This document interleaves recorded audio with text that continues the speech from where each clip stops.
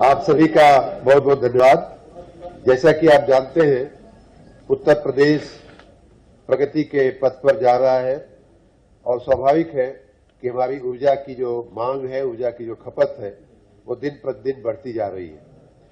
पिछले वर्ष आपने देखा कि 30,000 मेगावाट की पीक डिमांड हम लोग क्रॉस कर गए थे और इस बार भी अगर वही ट्रेंड रहा तो इस बार भी कुछ वैसा ही होगा। इस बढ़ती हुई मांग के मद्देनजर भारत सरकार की जो हमारे इलेक्ट्रिसिटी रेगुलेटर हैं और हमारे यूपीपीसीएल ने मिलकर के एक आने वाले 10 साल का एक पावर प्रोक्योरमेंट का प्लान बनाया हुआ है 2034 तक का, और उसके दृष्टिगत हमने जो मांग आएगी उसके दृष्टिगत जो हमने कैपेसिटी जो हमने अनुबंधित किया है, कॉन्ट्रैक्ट किया है, वो लगभग 47,600 मेगावाट की क्षमता हम ऑलरेडी कॉन्ट्रैक्ट कर चुके हैं। उसमें से 33,000 क्षमता का जो पावर प्लांट्स हैं वो ऑलरेडी कार्यान्वित हो गए हैं और 14,000 की क्षमता के प्लांट जो हैं वो कार्यान्वित होने की दिशा में आगे बढ़ रहे हैं। उसके अतिरिक्त ये पाया गया है कि हमारे पास हमें थर्मल, विंड, हाइड्रो और सोलर सभी संसाधनों से अपनी ऊर्जा की उपलब्धि को बढ़ाना होगा। उसमें विंड भी हम कॉन्ट्रैक्ट कर रहे हैं जहां से भी उपलब्ध हो रही है, हाइड्रो भी कर रहे हैं, सोलर भी कर रहे हैं। अगर मैं और डिटेल में आपको बात करूं तो जो रिन्यूएबल का हमने जो कॉन्ट्रैक्ट और पीपीए साइन किए हैं वो सोलर का 5,000 मेगावाट का, उसमें 5,000 मेगावाट लेना है, 3,000 का पीपीए साइन हो चुका है और 2,000 मेगावाट का बिडिंग प्रोसेस चल रहा है। विंड का 13,000 का मेगावाट का पीपीए साइन हो चुका है। उसी प्रकार हाइड्रो ये हम मिक्स इसलिए कर रहे हैं कि कहीं कोई संकट हो और रिन्यूएबल का हमारा जो परचेज ऑब्लिगेशन है उसको मीट करने के लिए ये सब मिक्स बास्केट हम बना रहे हैं। हाइड्रो का उसी प्रकार से 5400 की कैपेसिटी जो है 4,000 मेगावाट की बिडिंग के प्रक्रिया में है। पंप स्टोरेज भी हम लगभग 2,500 कर रहे हैं। 2,500 में से 2,000 मेगावाट का बिडिंग प्रोसेस जो है लगभग पूरा हो चुका है, एलओआई इशू भी हो चुकी है और पीपीए जो है साइन होने की दिशा में हम आगे बढ़ रहे हैं। 500 मेगावाट की उसी प्रकार से हम आगे बढ़ रहे हैं और कई स्रोतों से हमें सोर्स कहते हैं कि सोर्स एग्नोस्टिक बोलते हैं उसको, मतलब सोर्स कुछ भी हो हमें बिजली चाहिए। उस तरह की भी लगभग 3,000 मेगावाट की हम कैपेसिटी को बिड प्रोसेस में हम आगे बढ़ रहे हैं। अगर थर्मल पे हम आते हैं तो आपके जानकारी में है कि और रिन्यूएबल में भी इस समय उत्तर प्रदेश राज्य जो है बहुत अच्छा प्रगति कर रहा है। हम लोग काफी उसके पीछे लगे हुए हैं। सोलर प्लांट्स लगाने की दिशा में, पार्क्स बनाने की दिशा में, हर घर सूर्य की दिशा में माननीय प्रधानमंत्री जी का जो योजना है उस दिशा में किसानों के खेतों को सौर ऊर्जा से ऊर्जीकृत करने के लिए पीएम कुसुम नाम की जो योजना है, अभी कुछ दिन पहले माननीय केंद्रीय मंत्री जी भी आए थे, उन्होंने भी देखा।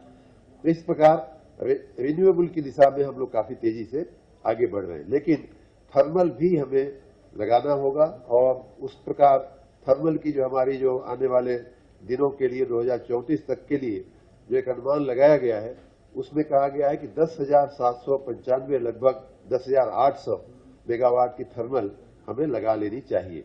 उस दिशा में हमने पिछले दिनों माननीय मुख्यमंत्री श्री योगी आदित्यनाथ जी के नेतृत्व में कई पावर प्लांट्स को हमने ऊर्जीकृत भी किया है, कार्यान्वित भी किया है, जिसमें मेजा 600 मेगावाट का, टांडा 660 मेगावाट का, हरदुआगंज 660 मेगावाट का, ओबरा सी 660 मेगावाट का, जवाहरपुर यूनिट 1 660 मेगावाट की, घाटमपुर यूनिट 1 660 मेगावाट की और खुर्जा 660 मेगावाट की। आने वाले दिनों में हमारे और भी कुछ पावर प्लांट जो हैं वो बनकर के तैयार और कमीशनिंग की दिशा में आगे बढ़ रहे हैं और कमीशन हो रहे हैं, जिनमें जवाहरपुर थर्मल की यूनिट 2, ओबरा सी की यूनिट 2, घाटमपुर की यूनिट 2 और 3, पनकी की 660 मेगावाट की और खुर्जा।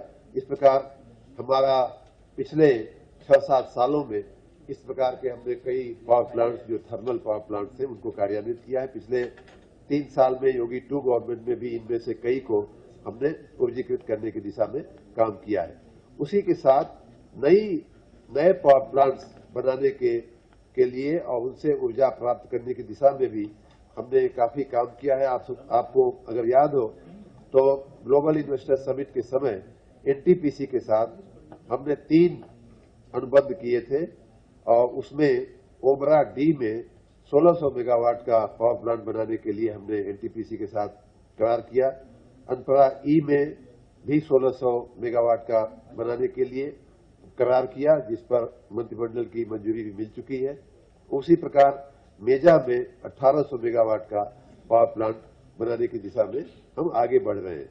उसी कड़ी में अपनी ऊर्जा की मांग को पूरा करने के लिए, उत्तर प्रदेश को आत्मनिर्भर बनाने के लिए हमने कुछ पावर जो है बिडिंग प्रोसेस से खरीदने की दिशा में भी हमने सोचा था कि कुछ पावर हम मार्केट से बिडिंग करके हम खरीदेंगे। तो उस कड़ी में 1600 मेगावाट का पावर प्लांट उत्तर प्रदेश, हमारी एक ये भी शर्त थी कि ये पावर प्लांट उत्तर प्रदेश में लगेगा, तब हम बिजली खरीदेंगे।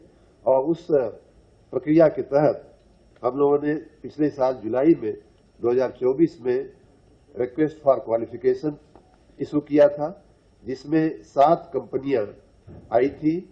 उसमें टोरेंट पावर थी, एमबी पावर थी, ललितपुर पावर थी, जेएसडब्ल्यू थी, हल्दिया एनर्जी थी, डीबी पावर थी और अदानी पावर लिमिटेड थी। इस प्रकार 7 कंपनियों ने आरएफक्यू स्टेज पे बिडिंग में हिस्सा लिया था। उसके बाद जो रिक्वेस्ट फॉर प्रपोजल अर्थात जो फाइनेंशियल बिड जिसको कहते हैं, उस स्टेज पर 5 कंपनियों ने उसमें प्रतिभाग किया। Adani power limited, Haldia energy limited, Lalitpur power generation company limited, MB power limited और टोरेंट पावर लिमिटेड। आपकी जानकारी में आ ही गया होगा कि ये सभी देश की सबसे बड़ी कंपनियां जो पावर सेक्टर में काम करने वाली प्रतिष्ठित और बड़ी कंपनियां हैं। इन कंपनियों ने अपने बिडिंग प्रोसेस में जो ड्यू डेट थी हमारी बिड की 10/10/24, उस दिन जो बिडिंग किया और वो जब बिड खोली गई तो एमबी पावर का जो कोटेशन था वो ₹5.92 प्रति यूनिट का कोटेशन निकल के आया। अदानी का ₹5.48 निकल के आया था। ललितपुर पावर जनरेशन कंपनी का ₹5.88 निकल करके आया था। हल्दिया का ₹6.28 निकल करके आया था और टोरेंट पावर का 5.88 निकल करके आया था। इस प्रकार इन 5 कंपनियों में अदानी पावर लिमिटेड का बिड जो है सबसे लोवेस्ट था, सबसे सस्ता ऊर्जा देने वाला बिड निकल करके आया था। और दोनों ही जो भाग उसके होते हैं पावर परचेज के कास्ट के, फिक्स चार्ज में भी अदानी पावर सबसे कम था और फ्यूल चार्ज में भी अदानी पावर का कोटेशन सबसे कम था। उसकी मुख्य सचिव की अध्यक्षता में इस सारी प्रक्रिया की बार अलग अलग चरणों में उसकी मंजूरी भी ली गई। और उत्तर प्रदेश जो हमारा रेगुलेटर है, यूपी ईआरसी इलेक्ट्रिसिटी रेगुलेटर जो है, उनकी भी मंजूरी लेते हुए हमारे यूपीपीसीएल की जो निगोशिएशन कमेटी थी, यूपीपीसीएल के चेयरमैन की देखरेख में, उन लोगों ने अदानी जो लोएस्ट थे उनसे फिर से निगोशिएशन किया कि आप कुछ और इसको अपने चार्जेस को घटाइए। तो उन्होंने फिक्स चार्ज में 10 पैसे जो उन्होंने कोट किया था उसमें भी उन्होंने 10 पैसे की कमी किया। इस प्रकार फिक्स चार्ज आ गया ₹3.72, जो उन्होंने पहले 3.82 कोट किया था उसकी जगह ₹3.72 आ गया। फ्यूल चार्ज ₹1.65 आ गया और इस प्रकार कुल टैरिफ जो है ₹5.38 के हिसाब से निगोशिएटेड प्राइस पे ये अदानी पावर ने अपना फाइनल कोट दिया।